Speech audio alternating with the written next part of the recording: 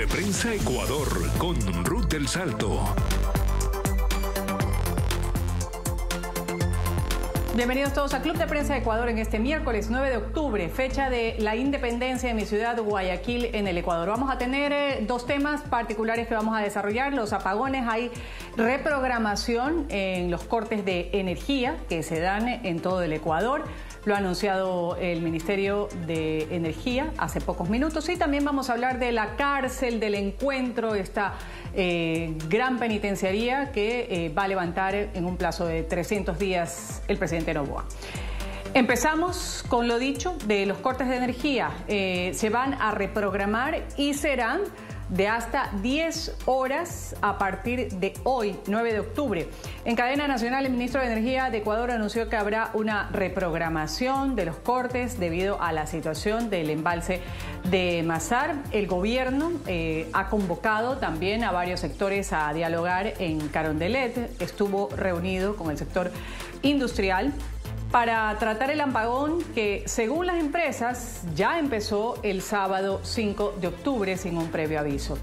La industria ecuatoriana fue sorprendida por este apagón de 10 horas. El fin de semana, el comunicado del gobierno de Daniel Noboa conoció a través de redes sociales justo al margen de la implementación de esta medida. Hablamos de la crisis de energía que hay en el Ecuador, hay el sector industrial, el presidente de la Cámara de Industrias de Guayaquil, quien ha advertido que el sector pierde 12 millones de dólares por cada hora sin electricidad.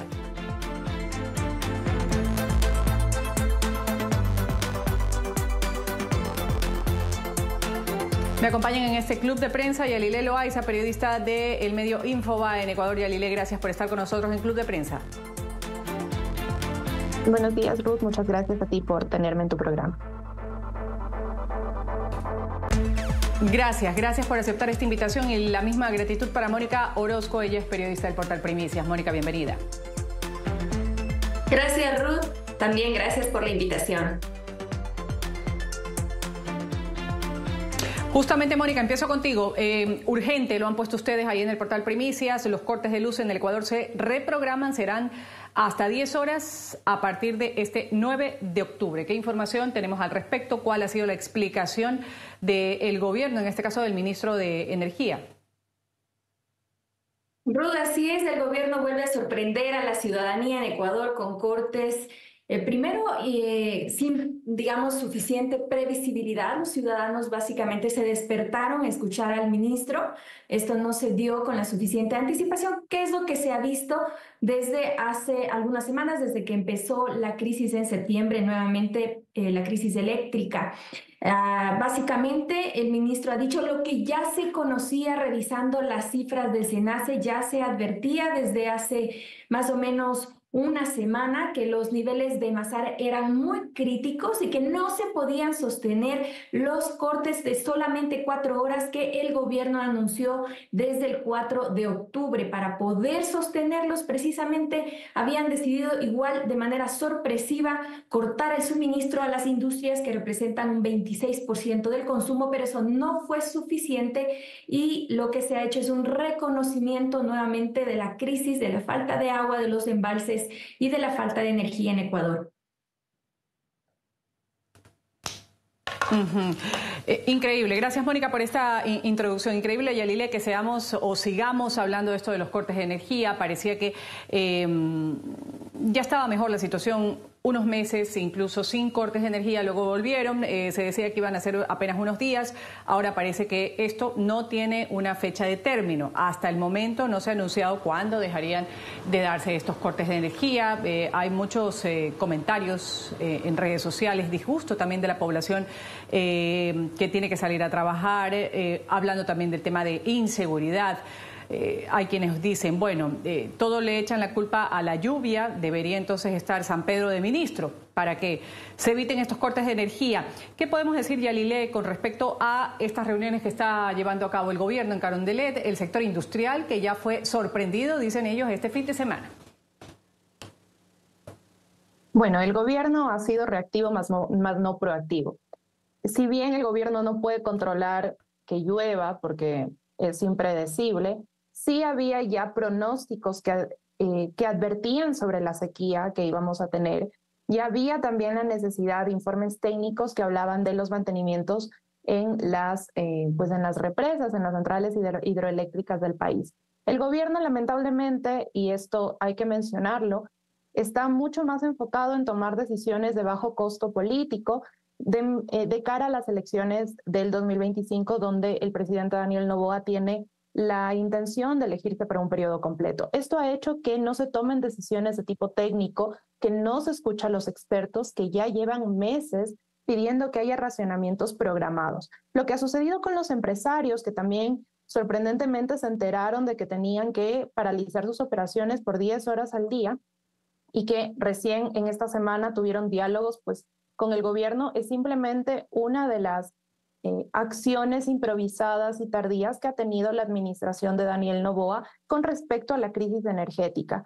Lo mismo sucede con este anuncio con el que nos despertamos hoy y con el que ya lo informaba Mónica, porque se advertía ya desde varios días que los niveles de Masar, que es una de las centrales hidroeléctricas más importantes del país, estaban bajando de forma pues muy alarmante y los racionamientos pues seguían siendo muy cortos, ¿no? Entonces ya se advirtió, incluso ayer los expertos decían que es muy peligroso seguir turbinando Masar, es decir, seguir activando la turbina, porque esto podría generar daños importantes a la hidroeléctrica. Entonces, lo que hemos visto hoy, lo que hemos visto con los empresarios es, como te digo, Ruth, simplemente una de las acciones tardías, lamentablemente, que muestran improvisación y muestran más bien decisiones que tratan de sacar del apuro, del coste político y no tienen pues realmente un sentido técnico.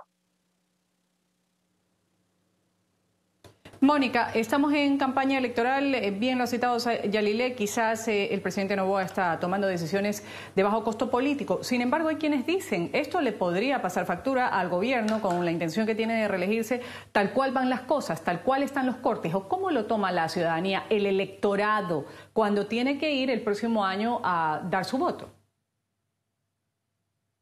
Aunque todavía las encuestas recogen un alto grado de incertidumbre de la ciudadanía, de gente que todavía no sabe por quién votar, ciertamente la popularidad del presidente ha caído y en función de eso coincido totalmente con mi colega en el que se están tomando decisiones desde la presidencia y no desde los organismos técnicos. En Ecuador, por ley y por técnica, el organismo que debe decidir los cortes es el SENACE, el operador estatal de electricidad, él es el que dice, no tenemos energía, vamos a tener que hacer ciertos cortes y hacer las programaciones, pero no se están comunicando a tiempo por parte de la presidencia. Incluso Primicias accedió a informes del propio SENACE en el que advierte que los horarios que impuso la Secretaría de Comunicación de la presidencia no se podían cumplir. Esto es porque no se está precisamente, digamos, siguiendo sus recomendaciones, sus proyecciones y lamentablemente se toman estas decisiones de último momento que se dan precisamente en un proceso de inicio de campaña electoral y que se va a extender durante los meses de noviembre, diciembre, enero, que van a ser días muy críticos porque, como comentábamos en algún programa previo contigo, Ruth, la sequía o los peores meses de la sequía se vienen en noviembre y en diciembre. Antes de irme a la pausa comercial, Yalilé, con respecto a las elecciones, hemos visto ya algunos de los tantos candidatos que han inscrito su candidatura en el CNE valerse de la situación actual que vive el Ecuador con los cortes de energía. ¿Cuánto pesa eso? Te repito, la misma inquietud que le manifestaba Mónica. Al momento de dar un voto por uno o por otro candidato, los ecuatorianos, ¿qué dicen con respecto a los cortes de energía? ¿O tienen una lectura, tal cual se la ha manifestado en este gobierno, que viene de gobiernos anteriores, que no es menos cierto, pero tal cual están las cosas, como coinciden muchos con lo que tú has dicho, quizás no ha sido un gobierno que ha tomado decisiones al respecto en este tiempo? En general hay incomodidad. Que hayan racionamientos, pues modifica completamente la rutina de cualquier persona y eso se suman otro tipo de incertidumbres, por ejemplo, el desempleo, si es que las industrias se paralizan. Sin embargo, creo que hay una cosa muy importante y es que si bien ahora hay alrededor de un 40% de indecisos, que es más o menos lo que suele haber antes de que inicie la campaña, hay que tener presente que muchos de esos indecisos, la gran mayoría de esos indecisos, deciden su voto a partir del silencio electoral, es decir, apenas 3 días antes de las elecciones.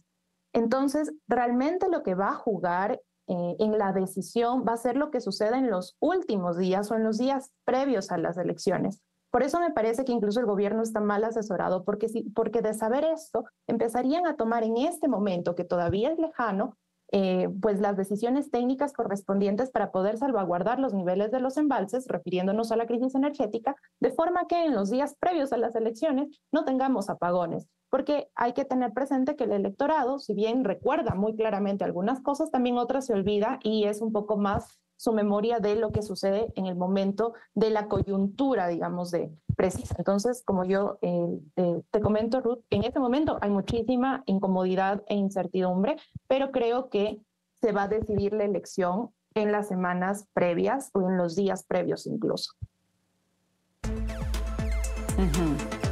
Gracias, Yalile. Me voy a un corte comercial, enseguida volvemos con la cárcel del encuentro de Daniel Noboa. Volvemos. Ya regresamos con Club de Prensa Ecuador por NTN 24, el canal de las Américas.